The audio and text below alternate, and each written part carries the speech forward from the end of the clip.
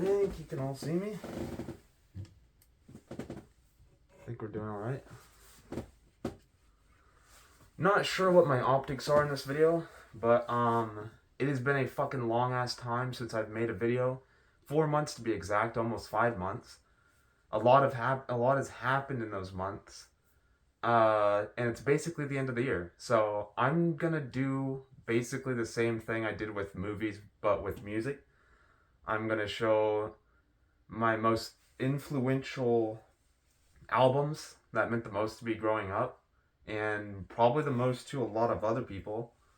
Uh, these are pretty popular albums. You'll probably recognize most of them.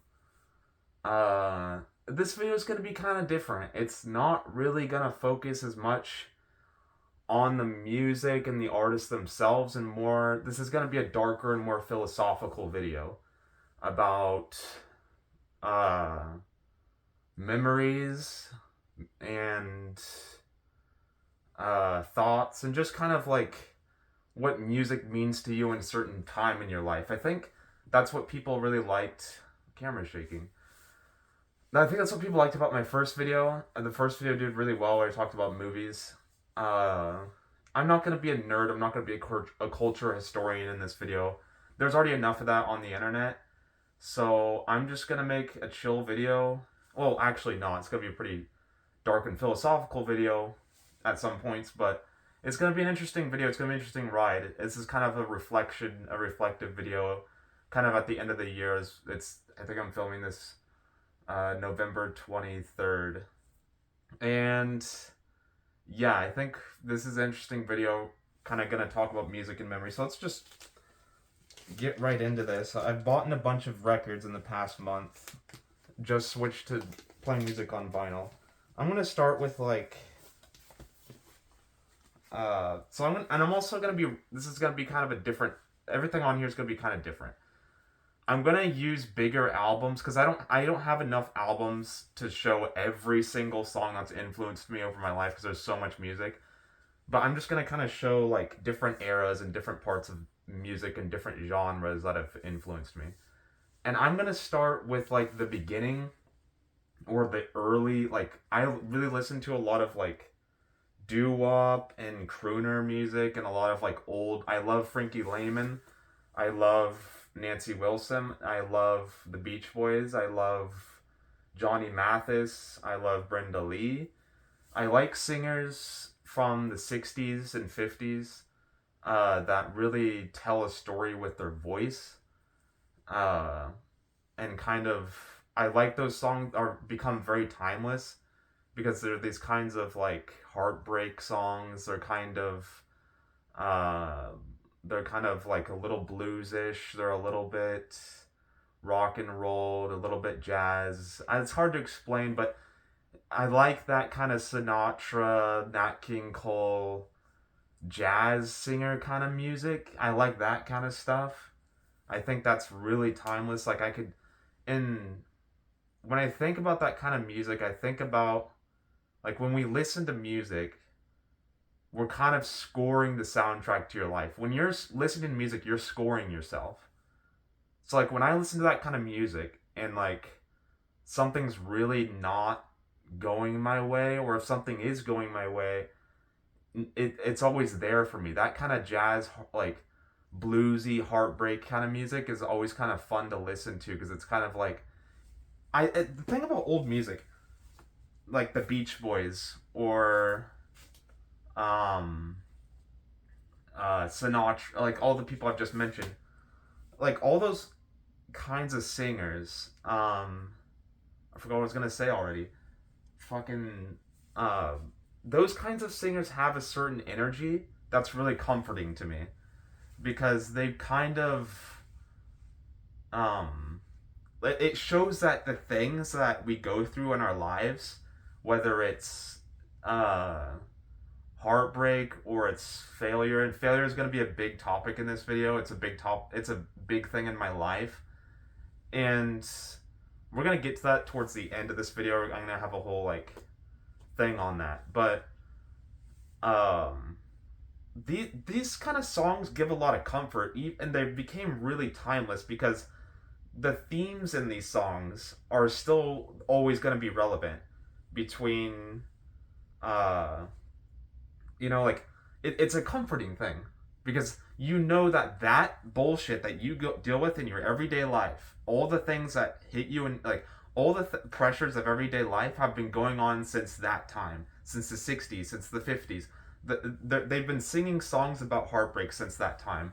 They've been singing songs about uh, uh, things not go prejudice since that time. They've been singing like songs like you know this bitter earth, songs like what's this fruit, the it's by Billie Holiday, strange fruit. I mean, it's songs about taboo since the 50s and 60s. And then we usher in rock and roll in the late 50s and early 60s, and so forth. And we're gonna get into rock and roll as well later, and then heavy metal later. But I'm kind of starting from the beginning. That this is kind of like the area that I start when I talk about music. Is 50s. I kind of it's about as far back as I go, and it kind of like the kind of music that I listen to. I don't listen to a lot of orchestral pieces, but I do like Bach and I do like Tchaikovsky. Um, and the movie Birdman that I mentioned in my other video kind of welcomed me to Tchaikovsky's music and his sound. Uh, but I'm not gonna make I'm gonna try to make this video about an hour, about the same length as the last one I talked about, where I talked about movies. So we're gonna keep moving. I'm doing this backwards. Okay, let's get a little bit newer. Let's go into the 1970s, late 60s. Let's get philosophical. This is upside down. Nope, it's right side up on your side. Okay. This is Dark Side of the Moon by Pink Floyd. Many of you guys have heard this. Everybody's heard this. Everybody knows who this is and this album. This is their most famous album. And it's probably their best album. I don't know a lot. I'm not as much of a music nerd as I am when it comes to movies. But this album keeps creeping back into my life. I listened to it in high school. I discovered it probably around the time I discovered a lot of music, around 2018, 2017. But it plays in the speakers of Five Guys. You hear, I think in Five Guys they play Money. They also play the Moody Blues, is another band that's kind of the same kind of psychedelic rock, I guess you'd call it, where they kind of have this weird sound from like the late 60s, early 70s of like there are a lot of new instruments, new experimentation. I like this album. I think it's kind of a weird album because it's like a ghost. When I hear it at work, or I hear the Moody Blues come on at work, it's this weird ghostly sound because people hear these bands at work, people hear these bands every day, but nobody knows who they are anymore. The kids don't know who these bands are anymore. Unless you're somebody like me or you're into music or whatever, but they're kind of like this ghostly thing. It's like a song Money comes on, or Blue Oyster Cult comes on, or The Doors come on, and it's so old, it's became myth. There's a great quote. I was watching a review of the movie Once Upon a Time in Hollywood, and they said, the 60s is as old as Westerns were during the 60s. Westerns were mythical during the 60s, and there was Westerns being made all the time. Now the 60s is myth. Now we look at stuff like all of the stuff that we see in like movies and TV is like about the 60s and 70s, and we fantasize about serial killers and all this weird bullshit because it's became myth. We're not attached to it like we used to be. And I like this album a lot. It's aged really well. It's really timeless. And we're going to talk about stuff being timeless later in this video where I talk about Lana Del Rey. But the themes are really simple. Time, money. Kind of similar to Kendrick Lamar's Damn, where he's talking about just simple ideas. Lust, loyalty. What's his other songs on that album? DNA. Just simple, kind of like a heartbeat kind of thing. I don't know. It's hard to explain, but it's... I think about this album and I think about philosophical stuff a lot when I create things, and I get inspired by stuff like this a lot. This is cool shit. This is always going to be timeless. This is always going to be something that us as people are rattling with, the ideas and themes in this kind of album. And it's a fantastic album. Uh, I think my favorite song on here is probably it's the one where the lady's screaming. You guys know what one I'm talking about if you've listened to this album. It's the one uh the Big Gig in the Sky, I think is the name. And that's a good, like, I like that song because it's not even a song. It's an experience. It's great big in this great gig in the sky is like a that's real, like scoring yourself, like what I was talking about earlier. That's like you listen to great big gig in the sky and it's like that's a scene, man. Like you're it's like it's this big operatic moment, and I love that. It's like it's whole like, and we're gonna go back into that later in this video, like songs that feel like a goddamn movie. Like I love that, and I hate to say like, oh, main character energy, but like you know what I mean. Like everybody has that song that comes on, and that's your song, and that's what you know. Music is so important because it's even more uh it's more personal than movies. When you're watching a movie, you're watching a character in that song scoring the character you're watching and you're identifying with that character. But when you're listening to music, you're listening to that sound and you're scoring yourself. You're that character. So it's like the ultimate main character kind of thing. It's so cool. But I don't want to spend too much time on this. I have a lot of music to get through, but I love this album. A lot of people love this album. I think probably half the people I know would agree that this is a great album. Um, where do I go? Okay, let's go newer. So we got into the 70s. I think that album came out 73. Uh, Pink Floyd, Dark Side of the Moon. A lot of my friends are going to be proud of this. This is I'm not gonna look at the cover. I'm not gonna look at the cover. This is Hit the... No, it's not. I almost said Hit the Lights. I almost got canceled. This is Kill 'Em All by Metallica. Hit the Lights is my favorite song off this. This is 82, 83. They made this song. This was their first album. Don't hit me on this because I don't know a lot about metal yet. I'm still learning about metal. But this was the first metal album that I really liked, and I started listening to it about a year ago. And actually a good segue. So when I was talking about operatic songs, the beginning of Hit the Lights kind of has this. It's before the song even begins. It's like this. It's just drums. It's just drums, and it's just. I don't even know what else is going on, but it's a rise, and that's music to me. It draws you into what you're listening to before the song even begins, and that's what really that song. I think this. I will credit Metallica's "Hit the Lights" for what got me into heavy metal. That little sound kind of drew me in, and it was like, dun, dun, hit the lights. It becomes this primal kind of. That's what heavy metal is. To me, it means a lot of things to a lot of different people. And I did a little research on this album before making this video, and a little research on early Metallica. I know I think they began in LA area, and then they switched to San Francisco, and then they switched one of their guitarists. I think Dave Mustaine turned to like another guy. Dave Mustaine is now Megadeth. A lot of people are gonna be laughing listening to hearing me say this, but I'm still pretty new to metal. I'm still trying to understand metal, but I did go to the Spite concert and it was fucking fire. Super amazing experience. I think the only way to describe it, a metal concert. I'd only been to independent concerts before that metal concert. No, not never, and I'd been into a mosh pit. I tried out the mosh pit. It's primal. Heavy metal is really, to me, primal. It's freedom. And that's what music's all about. It's about freedom. And it's about that it's the great escape. Escaping from our lives and scoring ourselves. And heavy metal is kind of a primal escape. It's similar to rock and roll, but it's even more so. It's more hardcore. It's more it's embracing our demons. It's embracing uh, kind of like it's letting it all out. Okay, this sucks.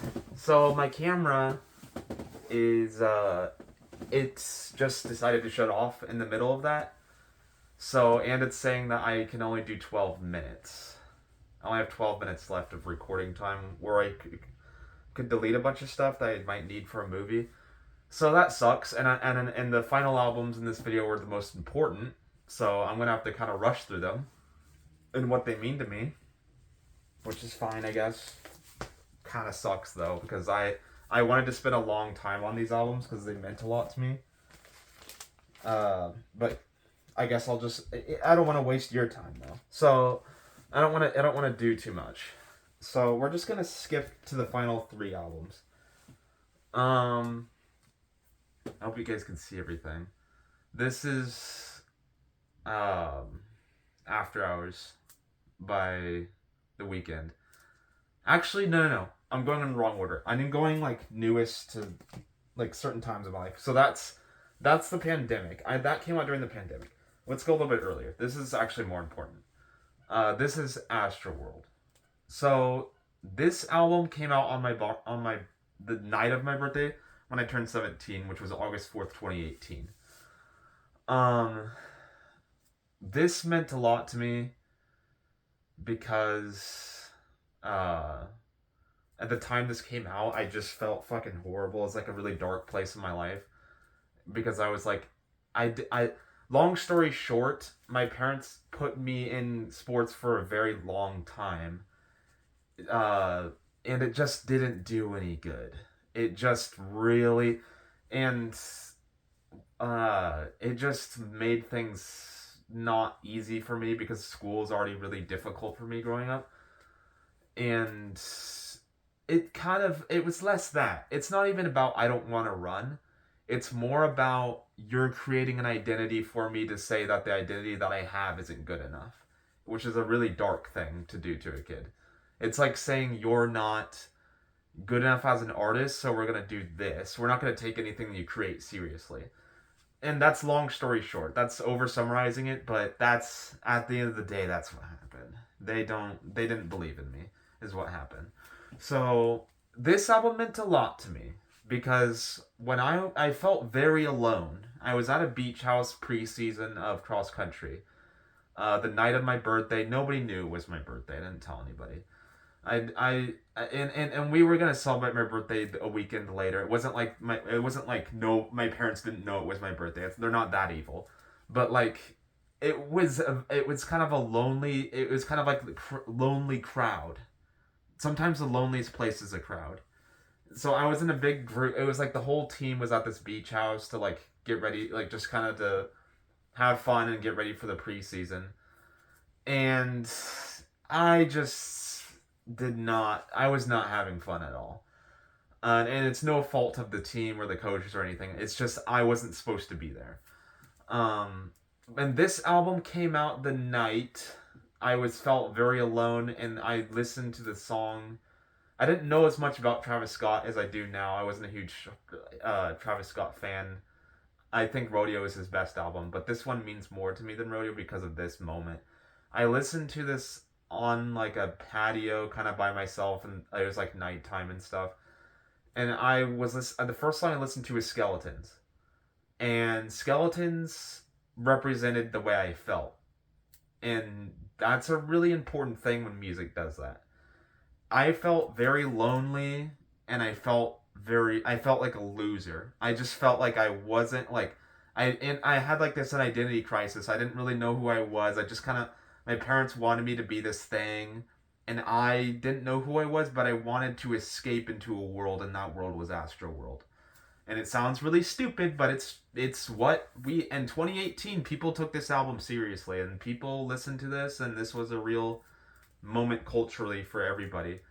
And I listened to the song Skeletons, which was like the epiphany of how I felt. It was, if you listen to the song Skeletons, it has this beautiful beat, and this beat by Tame Impala. It's kind of this weird psychedelic thing, and it takes you on this ride. It feels like you're riding through this ghost world, this underworld.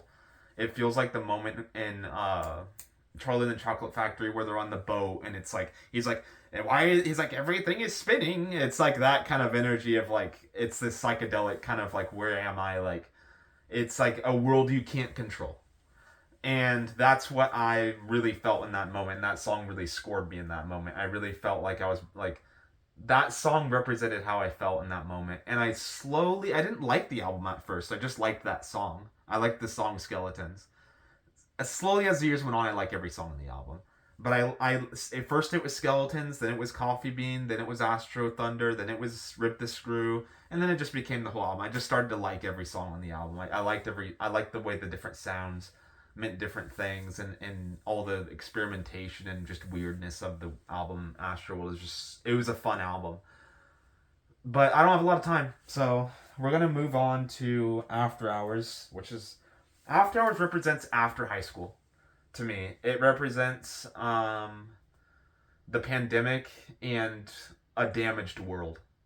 And I hate to be dramatic, but that's what it represents, and that's what this album meant to me and a lot of people. And it represented uh, not really like I felt like high school is over, everything is done, but who am I? And I'm just kind of pretending to be an adult and pretending to be all these different things, but I'm really just a kid who is still trapped in 2018 junior year or 2019 junior year. And we don't work, and people that graduated the class of 2020 2021 know what I'm talking about. You don't really, there's kind of a weird pause between after high school that can't be explained where you do not belong.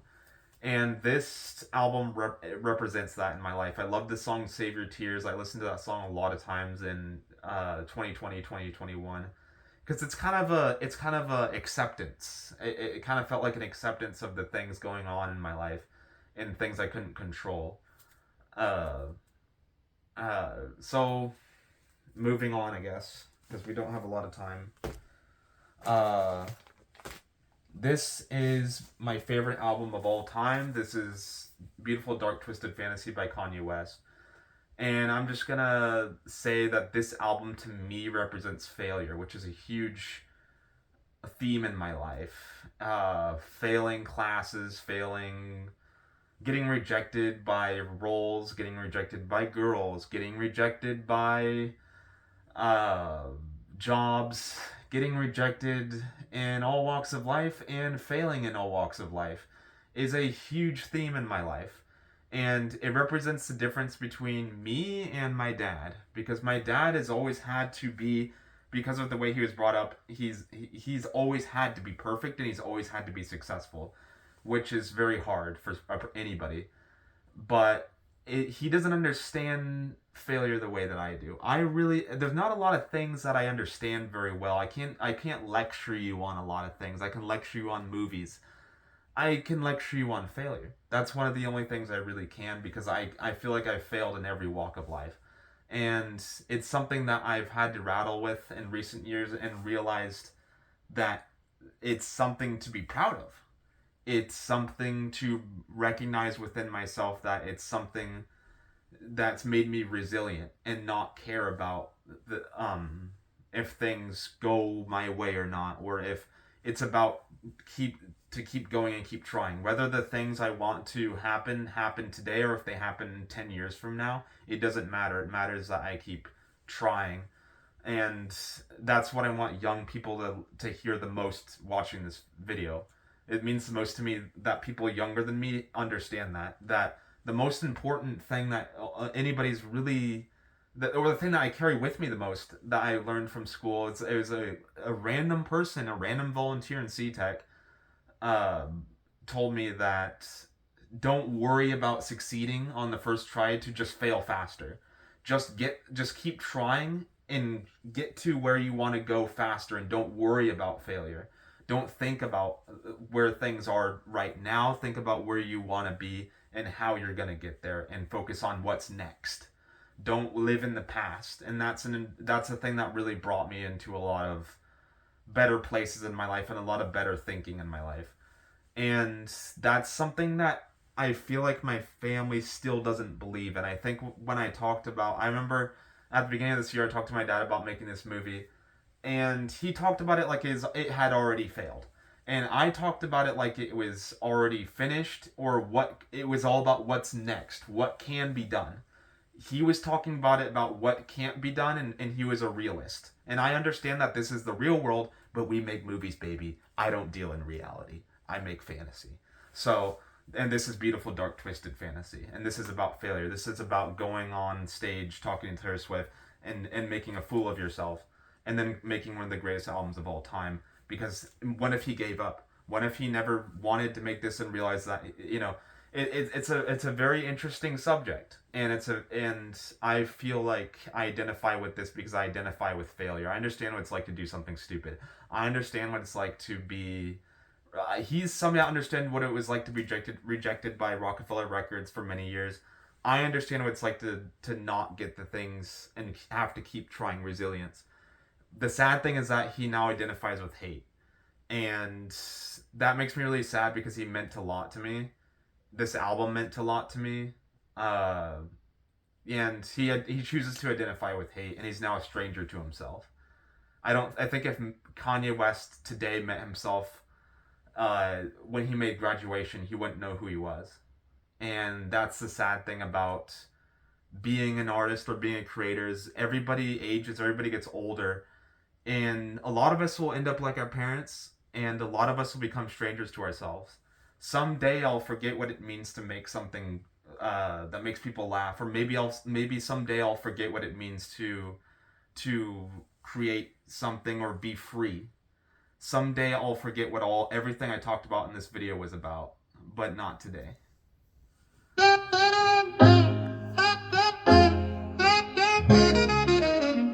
I can't breathe. I can't breathe. 999, waiting for the exhale. I toss my pain with my wishes in a wishing well. I can't breathe. I'm waiting for the exhale. Toss my pain with my wishes in a wishing well. Still no luck, but oh well. I still try, even though I know I'm gon' fail. Stress on my shoulders like an anvil. Perky got me itching like an anthill. Drugs killing me softly, lowering heel. Sometimes I don't know how to feel. Ring, ring, phone call from depression. They use my past and my memories as a weapon. On the other line I talk to addiction. Speaking of the devil, all the drugs I missed them. This can't be real, is it fiction? Something little broke, need to fix it. I cry out for help, do they listen? You use my past and my memories as a weapon. On the other line, I talk to addiction. Speaking of the devil, all the drugs, I missed them. This can't be real, is it fiction? Something feels broke, need to fix it. I cry out for help, do they listen?